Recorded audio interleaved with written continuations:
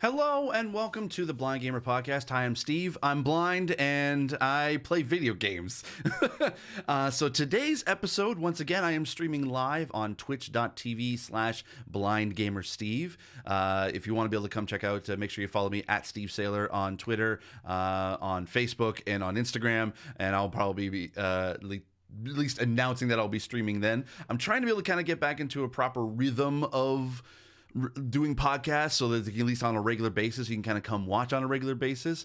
It's still a bit of my life, still a bit of a flux, only just because of just trying to look for a job and career stuff. So but I'm excited to be able to talk to you today, because today I'm going to be talking about Destiny 2. I actually have been playing that quite a bit, and I'll get into sort of my experience with it. But honestly, it kind of comes down to Destiny 2 helped me be better at first-person shooter games.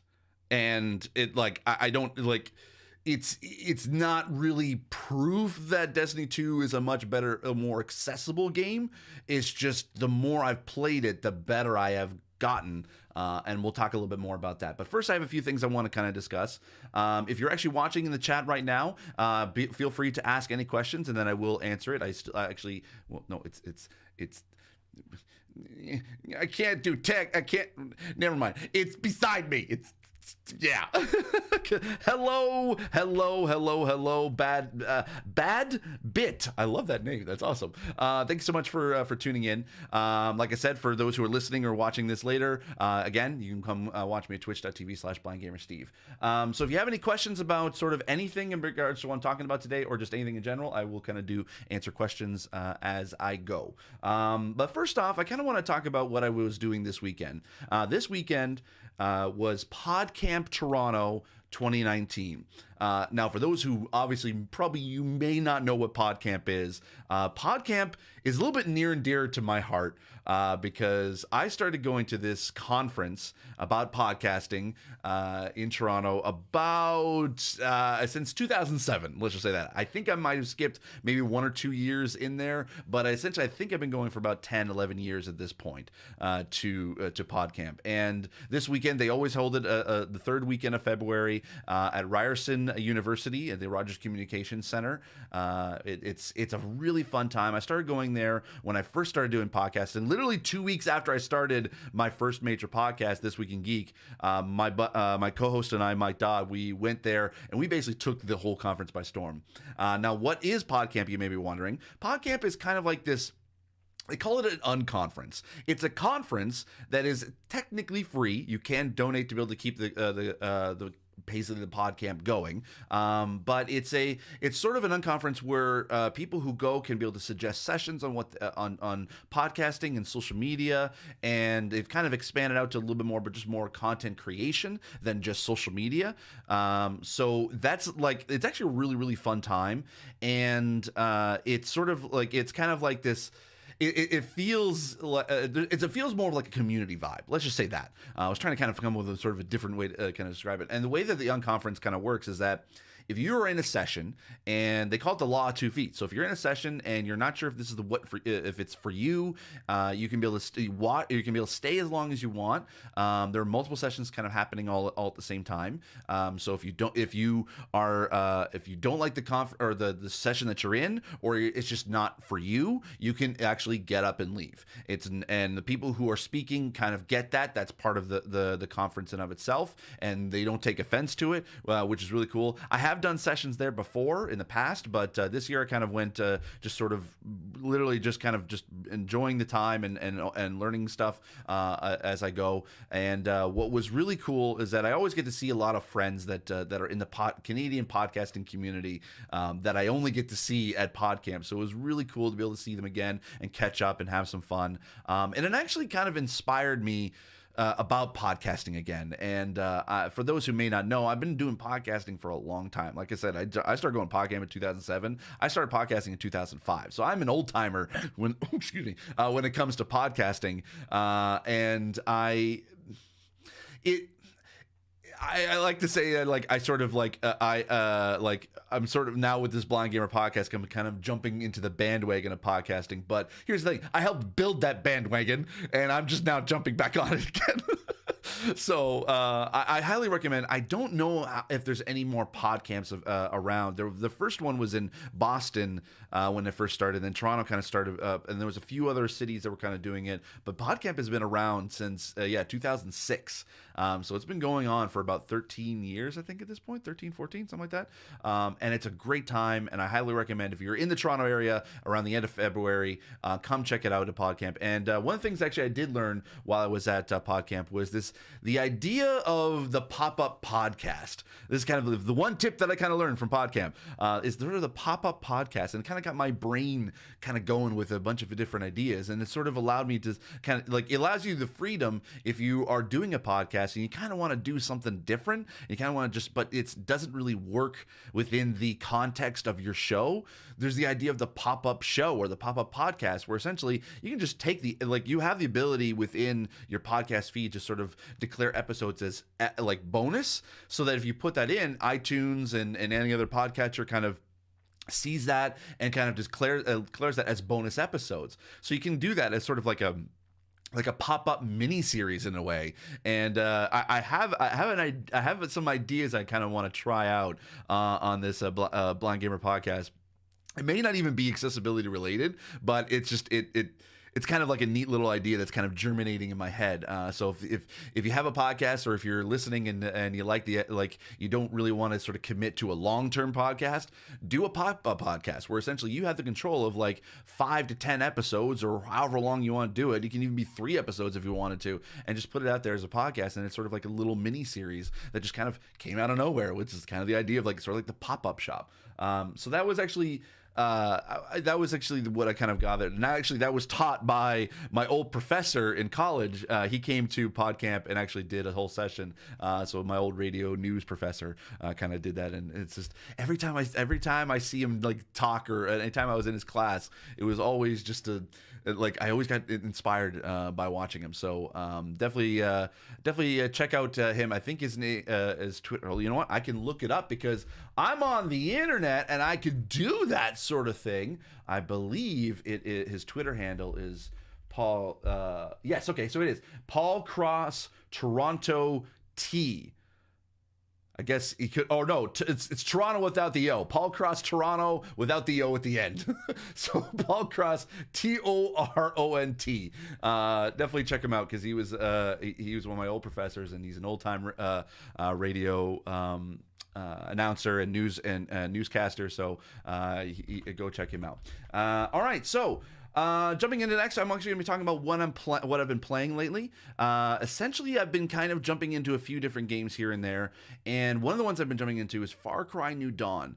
For those who follow my stream or follow me, like, you know that I've played Far Cry 5, and I did a video on it. If you check out my YouTube channel, youtube.com/snowball, I did an episode where I played Far Cry 5, and it was an intense experience, and I was able to beat the game in preparation for the new sort of sequel slash like sort of like a 5.5 called Far Cry New Dawn, set like 18 years after the events of Far Cry 5, and it's been really cool. And one of the things that they actually added a lot of sort of accessibility features that kind of like are that they've been added in since Far Cry 5 came out. So it has still some of the same features that they had before, but they've added a few more extra features. If you actually want to be able to go on a really deep dive on the accessibility features of Far Cry New Dawn, follow my friend Cherry Thompson. Her Twitter handle is Cherry Ray, spelled pretty much how you think it is, CHERRYRAE. And you can be able to she has a long thread of sort of all the accessibility features that are in there and sort of her experience with it. I myself you only used it a little bit because I only have low vision disability, so it's one of those games that I was able to kind of get into and enjoy. It's different than Far Cry 5 in the sense it's like it feels it feels like kind of like it feels actually more like DLC. I know that's kind of maybe not the intention of Ubisoft in putting that out. Full disclosure, I have worked with Ubisoft. I've consulted with them. This is not a game I consulted with them with, but just full disclosure, I worked with them, and I've received games from them in the past. But it kind of felt more like a DLC mission or DLC game, kind of along the lines of like an Uncharted Lost Legacy. Uncharted Lost Legacy was sort of like an extension to Uncharted 4. It still kind of felt like a new game, but it also kind of felt like it was DLC for Uncharted 4. So, and that's why I kind of equate Far Cry New Dawn to. It sort of feels more like a DLC slash full game-ish, it's fun. Actually, there was one particular mission that kind of gave me all the feels, and that was there was a character that was in there. Her name was Grace Armstrong. And Grace actually was in Far Cry 5 as one of the characters you can unlock to kind of be a part of your squad or your teammates or specialists that you can be able to kind of unlock. And she can kind of come with you on all different missions. And I really loved her story in Far Cry 5 to the point where pretty much I used her throughout the entire game of Far Cry 5. There was not, I think there was like maybe only 1 or 2 times where I didn't use her, only because she had died and I had like wait like 20 minutes in order for her to be able to come jump back in again. So, but I used her throughout the entire game because I just loved her character so much. She was such like honestly, like pardon the term, a real badass, and I loved it. And then when I saw her as a specialist you can unlock in Far Cry New Dawn, and the fact that she had survived the events of Far Cry 5, I was so happy. I had such a feels. And then to top it all off, they made her character blind, and she became blind in the course of those 18 years, and she's older, and she was able to use the skills that she has and sort of adapt to the disability that she had. And she was able to, she creates these weapons, that specialized weapons, and she helps you upgrade your weapons as you go along in the game. So you can't play her, you can't add her as a specialist anymore, but you can, like, she's at your camp in Prosperity. She's at your base of operations, and she runs the weapons section of Prosperity. And I love that because you don't see a lot of representation in games. You don't see a lot of representation of blind people in games, and except like for the time that you see a blind character that has these special powers that they can be able to do all special things because they don't have any vision. They can see better than anyone else. And I see it all the time, and I just kind of ignore it because it's like, it doesn't offend me, but it just sort of, I just sort of like, okay, yeah, whatever. It's sort of the stereotype. But to see her as a character, and to see what she did with that, or what Ubisoft did with her story, it really kind of hit home for me. And I wish I recorded it. I tried to record it, but the quality was just so bad I couldn't be able to put it out as a video. But I definitely recommend Far Cry New Dawn to check out, at least to give it a try. It may not be for you if you're if you're a fan of old school fan of Far Cry. You may not enjoy it because unless you played Far Cry 5. But it's definitely like a game I would still just recommend to check out and try for yourself. Another game I've been playing, Tetris 99. Whoo! Tetris 99! That came out of nowhere. Like, literally, I had no idea how much I was actually going to enjoy that game in and of itself. I have yet to get into the top 3. My highest, I think, is I got to 9. I got 9th, and that was the highest, and it's hard. I didn't realize how hard Tetris was for me. I thought I did okay, and yet for some reason Tetris 99 I was just really, really bad. So it's kind of like one of those games I just like to be able to kind of pick up if I just have like a free couple of minutes. I'll just pick up and play. I'm not great at it, but and it can be frustrating at times, especially when you're trying to be able to get a whole bunch of lines in, and then all of a sudden it's like you get like 15 lines kind of jump up all at once. Oh, it's annoying, but whatever. I just know I'm not going to be as super expert at Tetris as I thought I was going to be, but it's still fun to be able to check out. I also played Crackdown 3. I did a video of that on youtube.com/snowball. Not as accessible as I wanted it to be. The targeting system is very small. The enemies are too far away in order for you to be able to kind of aim properly. And like there is sort of an auto aim button that you can be able to kind of push, but it was like tough. Like if you watch my video, essentially I die a lot in the first mission trying to be able to like defeat the boss, like the little mini boss at the beginning, and that's just the beginning of the game. So I can only imagine what it's like further on down the game. But I don't know if I'm gonna get back to it. I have it on Game Pass. So I may just sort of jump in and play it again, but at least I had a little bit of fun with it. And if you go check out my video, youtube.com/snowball, where it's Blind Gamer Crackdown 3 fail, go check that out. And then also another game that I've been playing, of course, and it's the topic of the show, Destiny 2. So Destiny 2, sort of, let's just kind of let's just set it up as, yes, Destiny 2 has made me a better first-person shooter player. I'm not great at it. I still have issues. I still have struggles with first-person shooters, but I've realized that, like, in comparison from when I started playing Destiny to how I am now, it's like way different than I realized. And sort of kind of going back into like the history of our first-person shooters for me, I was always terrible. I was terrible at first-person or FPS games. It was just I never wanted to jump in online on like a Call of Duty or a Halo multiplayer when it was around, because they were games that I just wasn't that great at, and I just wasn't fast enough in order to be able to enjoy and to be able to play. So I essentially just kind of ignored it and kind of like, and just like, I would pick it up if it was still fun, but it was sort of, it just, I don't know, it just didn't, it never really hit me, and it was sort of like just one of those like genres of games that I just kind of put off to the side to being like, okay, I can't really get that great in it. But there were like a few games that I did enjoy when I was when I was sort of growing up playing. My main sort of game that I loved was Star Trek Voyager Elite Force. If anyone remembers that game, holy cow. I mean,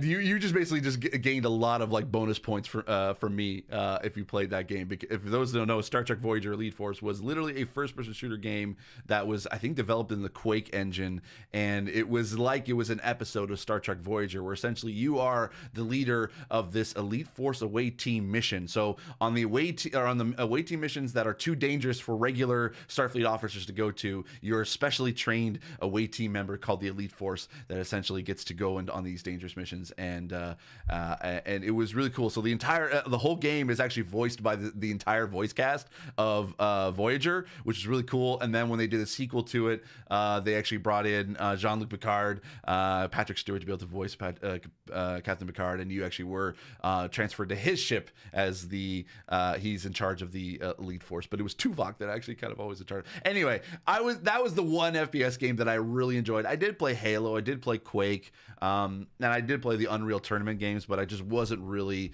that super great at it. Anyway, also I want to be able to give a shout out to Canadian Maker Project. Thank you so much for following. And soon as Destiny 2 is actually garbage.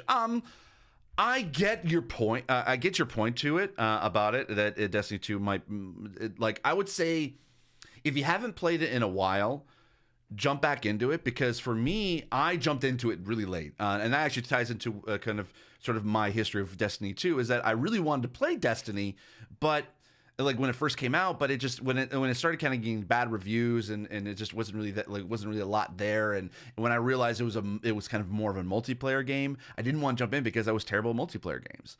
And then I was like, okay, when Destiny 2 came out, they released a demo of the first mission that you can be able to come in and jump in and play. And when I played that, I still didn't even really enjoy it that much, because it was a game that, again, it was just a first-person shooter that I just wasn't really like tied to. I just wasn't tied to the lore. I wasn't tied to the story, so I had no idea what was going on. But it was sort of a game that I just couldn't get into. And it wasn't until this past September/October when Sony released Destiny 2 or Destiny 2 technically, as the PlayStation Plus game of the month, where you're able to get, if I subscribed to PlayStation Plus, so I got that as a free game of the month. So I didn't pay for it. So I figured, you know what, I'll download it, give it a try. But I also wanted to sort of I wanted some help in order to be able to play the game. So I reached out to my buddy T Morris, or at the T Monster here on Twitch, and because he's been playing Destiny 2 for a while. T Morris also wrote the Twitch for Dummies book that recently just came out, so make sure you go pick that up. And it was and he was playing it. He loves Destiny. Like, he's been playing it for a long time, been streaming it on Twitch for a long time. And so I wanted to be able to get some help in order to be able to play. I wanted someone to kind of help me, lead me through the game, kind of explain a few things if I felt lost in the story or whichever. And I kind of felt like at least I was sort of, he was backpacking me, and we talked about, I asked him, and he said, like, yeah, I mean, it's going to be more like Blind Lead the Blind. And I'm like, that's what we call it. So we called the stream Blind Leads the Blind, where he has helped me through the main campaign of Destiny 2. And we went through Curse of Osiris, we went through Morrowind. We just started Forsaken not too long ago. And we've been streaming pretty much every Tuesday at 8 p.m. Eastern, pretty much since October. And honestly, it was playing with him and also Brandon and Nick Kelly from the Geek Wolf Pack podcast, or they have a Destiny podcast called Happy Hour from the Tower. You can do a Google search for that, happyhourfromthetower.com, I think it is what it is. They do a podcast all about Destiny, and they've been kind of really, they brought me into their sort of their Destiny 2 fold, and they were really helping me out, and I just really fell in love with the game. I think Destiny is definitely a multiplayer game. It's more enjoyable if you are jumping in co-op mode. Now, not to say that Destiny 2 is very accessible. I will say this: it's not. There's not a lot of accessibility features that make it different for me as a blind player than any other sort of a blind or low vision player that's out there, or anyone who has accessibility obstacles. It was kind of designed in sort of the era of not of trying to be able to add in some accessibility, but they didn't really have the features or tool sets to be able to add it in. So Bungie essentially just didn't add a lot into the game. So to say that it's not really that accessible, it just felt more like a first-person shooter when I started playing. But then as I kind of got going, and as I started to level up and started to gain a little bit more power, I for those who are wondering, I play a Warlock. And a lot of Destiny players are kind of listening to this and be like, really? You chose a Warlock? I don't know. I don't get the hate that a Warlock gets in the game because honestly, I actually enjoy Warlock, mainly because there actually is one. Speaking of accessibility, if there's one particular accessible issue, accessible thing that I kind of call accidental accessibility features, and that being the jump, the Warlock jump that is in the game. So if for those who haven't played Destiny 2 or any Destiny, essentially the Warlock jump allows you to kind of jump and glide to your destination or where you're sort of looking to. Warlocks rock. That's right, your sins. And so that slow jump kind of gives myself, and honestly, a much it gives me more time to find where I want to jump to next, and it not be a frantic sort of jumping out of the way in order to be able to make sure I don't get hit, and allows me to kind of do some cool maneuvers where I would jump, and then from above I can actually be able to aim and shoot at my enemies, and because I'm still moving, their aim is off and they're not able to actually hit me, and I really it's sort of, because it's slowed down enough, I don't have to worry about sort of looking specifically where I'm going. I could just sort of pick a destination of where I want to jump to, and I can use the Warlock jump, and actually I can do some pretty cool maneuvers with it. And I call it an accidental accessibility feature, because for me, it helps me become a better player and a better a player of a first-person shooter game. So I guess that's kind of really the only accessible feature that I enjoyed that made it a lot easier for me. But I would suggest, if you are if you are into sort of have accessible obstacles or you have a disability, I recommend playing it with a player. I recommend playing it with as co-op because it's it. And your sins concurs with my thoughts about Warlock. Thank you. I recommend co-op because and go with someone you trust, because I trust T. I've known T for about 10 years, and I know that we could be able to have a good time regardless of the fact if I suck or he sucks.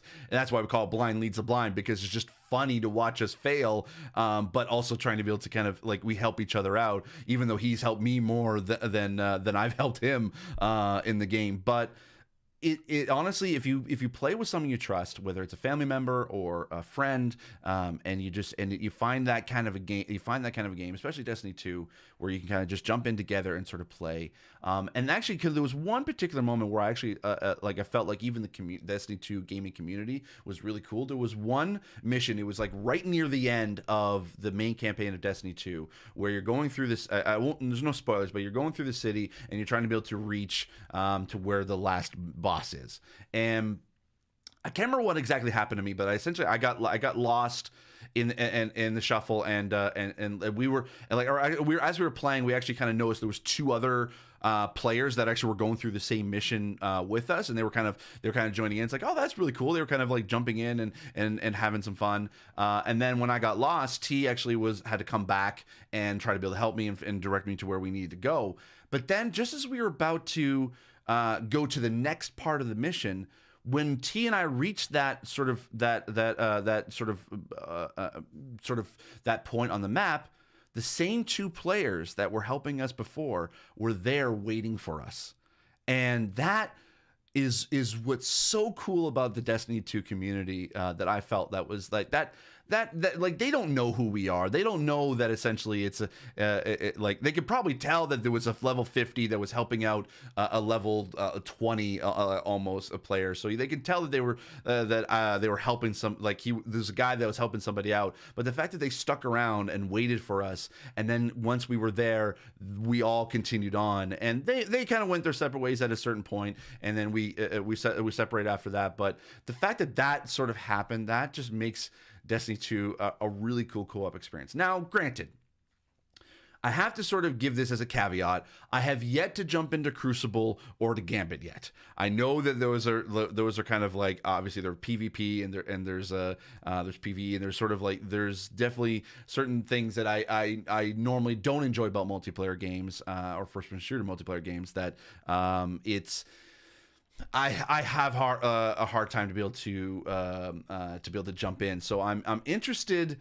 I'm interested to be able to give it a try. By the way, Hollow Developer 1, thank you so much for the follow. Yeah, I know, I agree that maybe Crucible and Gambit may not be worth it, but that's the thing. I want to jump in with my buddy T. I don't think I would want to do it without my friends. If I was doing it on my own, I may give it a try just as I go. So I don't, like, who knows? Maybe the first-person shooter skills that I have mean absolutely nothing in the grand scheme of Destiny, and I may suck like really, really badly. But who knows? I may actually be better at it. I think if you follow me on twitch.tv/BlindGamerSteve, I would definitely come check it out, because there may be a period of time in the upcoming future where I may do a stream where I'm just going to jump into Crucible and Gambit and see how I fare with that. So this whole conversation may be moot, but honestly, even though it's like I may not enjoy the multiplayer PvP aspect of a first-person shooter, I think honestly as a player of the main game, there's still enough for me to be able to enjoy the story is actually compelling to me. I love like a good sci-fi story, and it took me a little bit to get used to it, or to be able to figure out what was going on, because I'm jumping in to Destiny 2 when Destiny is already established that lore and that story. So I don't really have like sort of any ties to it. The only story that has actually kind of captured me more of from an emotional standpoint was the beginning of Forsaken. Only just because of, so I won't spoil it, but essentially, if you see the trailer, you know what happens. But essentially, like that kind of connection to the players or to the characters that I have played is what makes like that's what really kind of hit me in all the feels. And Hall Developer One says, "What do you think about the Activision and Bungie split, and how do you think this will affect Destiny's future as an IP?" That's actually a very good question. I'll actually jump into that in a sec. But just kind of finish off my point in regards to first-person shooters with Destiny. Honestly, what it kind of came down to was practice, practice, practice. I've been playing the game since October. I've gotten better. I'm now at a level 50, and I think I'm at a power 519, 518, 519 right now. So I'm making that grind towards 650. I haven't finished Forsaken as of yet. But I've kind of jumped into a lot of adventures. I'm going to for my Wayfarer sort of a patch or like that. It's just basically it's one of the things you really kind of like unlock in the game is sort of like you've done a lot. It's kind of hard to describe. I still 100% know 100 like really what it is yet, but I'm going. For those who don't know, for those who know Destiny, I'm going for my Wayfarer name tag or patch. So it's a lot of hard work, but it's all it takes is just practice, practice, practice. I will say my favorite weapon, if you're wondering, is the combat bow. I love like a scout rifle. I love a good sort of auto rifle. That's sort of my main kind of thing. I'm terrible at a submachine gun, terrible at a sniper, funny enough. But the combat bow, oh my gosh, once I got access to that became my favorite weapon, because just how powerful that weapon is and how how leveled up I am. I could just shoot down enemies. I can take my time and aim down the sights and then I can power up the arrow and just like I can shoot people down in one shot. Oh, I absolutely love it. It's literally my favorite weapon, hands down in the game, is that combat bow. And I can't wait to see maybe like there's other sort of higher powered combat bows where I can actually be able to unlock, and I'm looking forward to being able to try that. So yeah, basically just practice that kind of really, that's what got me into got me better at playing the game. That's terrible grammar, but whatever. I've really enjoyed it. So it like, and I'm interested to sort of try the PvP stuff. But in conclusion, essentially, if you're listening to this and you have a disability, especially a low vision disability, I would recommend giving Destiny 2 a try. But we'll play it with a co-op player, because or play it with someone you trust that can help you and can understand sort of the disability that you have, because it's a lot of fun, and I haven't felt this much fun with a first-person shooter game since the original Halo, and I feel like I rage less, which is nice. And because believe me, I've got stories where I rage quit so hard in a Halo game when I played with my brother and his best friend. Oh, it was embarrassing for me. Like, I just got pissed. I got mad. But I'll talk about that another time. But yeah, it's first person FPS game that I've really enjoyed, and I definitely recommend checking it out. Now, to answer some questions from the chat. So like Hollow Developer 1 says, again, what do you think about the Activision Bungie split, and how do you think this will affect Destiny's future as an IP? I think in a way it's definitely and ultimately a good thing, because now Bungie kind of owns sort of the IP again, and Bungie's kind of, I feel like it does better when it's on its own than necessarily a sort of a publisher kind of overhead.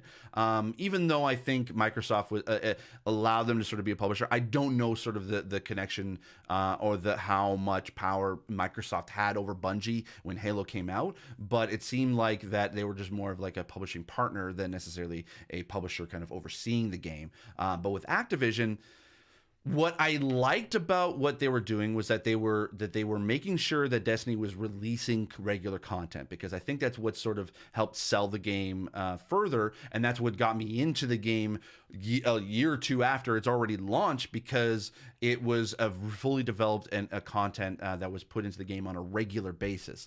I don't know, with now that Bungie's off on its own, the pressure of releasing content is going to still be there, and I am afraid that whatever they're working on right now, whether it's Destiny 3 or if it's a new DLC for Destiny 2, beyond Forsaken, I don't know if we're going to be able to see that this year. Normally, from what I've been told, it's they release something new kind of almost every September, or every September, October.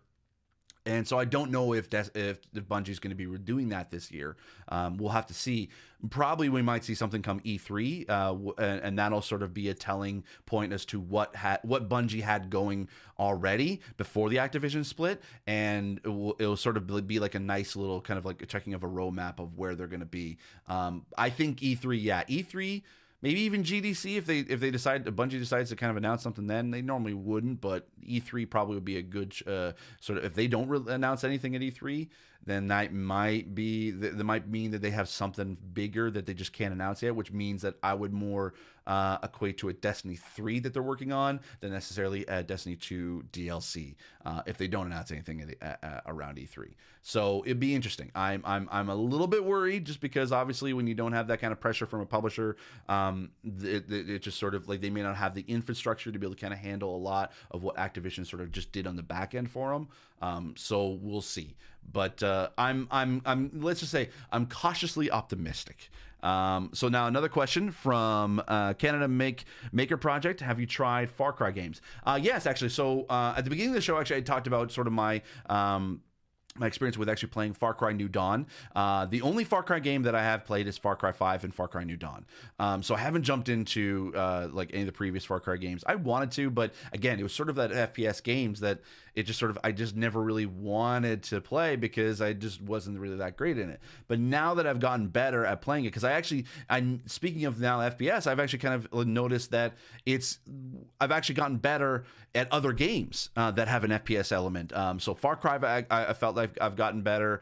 Apex to a certain degree, I've gotten a little bit better, and just anything that is sort of like a shooter kind of mechanic, I felt that I've actually gotten better at at FPS just because of the practice I've been having in Destiny. Destiny I'm still a little bit better at, but it's still I enjoyed what I played of Far Cry 5 and Far Cry New Dawn. Canadian Maker Project says Far Cry 4 is good, but 3 is better. I've heard that too. I've heard Far Cry 3 is better than 4. And so I've been wanting to kind of jump in. And that's the thing. I've known that sort of Far Cry, the villains are always better, like the best part of the game to a certain degree. And in Far Cry 5, that villain, Joseph Seed, whoo! He freaked me out, man. Oh, like every time he popped up on screen and he was that super close to you. Whew, that scared me, man. I was really, I kind of freaked out a little bit. So I can almost imagine what sort of Far Cry 3's villain is like. Again, haven't played it yet, so I don't know who it is or what it's like. But I may jump into it if I can get access to it. I may just sort of jump in and maybe do a stream or a video on it. Who knows? Maybe, we'll see. Other than that, I think that's kind of it. That's where I kind of... Oh, there actually is another question. Sorry. Can Maker Project Seed was scary, dude. Yeah. Yeah. Joseph C., the father. Whoo! Even that guy in real life looks exactly like the actor they had playing him. Whoo! He looks scary. I don't think I could ever like look at him in any other project without thinking of him as the father. Like just really, really scary Joseph Seed. Anyway, so I think that's it actually for the podcast today. Thank you so much for watching. If you've been watching along on the stream on twitch.tv/BlindGamerSteve, thank you so much. I really appreciate it. If you want to be able to subscribe to this podcast, I definitely recommend checking it out. Search for the podcast, the Blind Gamer Podcast, on any podcatcher of choice, and you can be able to subscribe there. Leave a comment and leave a review if you like, or a rating. I would really appreciate it. Kind of helps kind of spread the word of the show. If you are new to the show, thank you so much for listening and for watching. I talk a little bit more about accessibility. I talk about sort of my experiences in playing games, and just sort of like a good hangout time. This is essentially what this is. So yeah, make sure you follow along twitch.tv/BlindGamerSteve for when I go live. I will be going live tonight. If you're listening to /watching this today on February 26th, I'll be going live tonight at 9 p.m. Eastern Standard Time, where once again, I'm jumping back into Blind Leads the Blind with my buddy at the T-Monster, and we'll be playing some Destiny 2 tonight. He'll be helping me jump back into Forsaken tonight. So please check out the stream later on tonight. If you want to follow me online, at Steve Saylor on Twitter and Instagram and Facebook. But if you want to be able to follow me on YouTube and subscribe there, youtube.com/snowball. Thanks so much for watching. I really do appreciate it. And I appreciate you. I love you. As always, I remain obediently yours.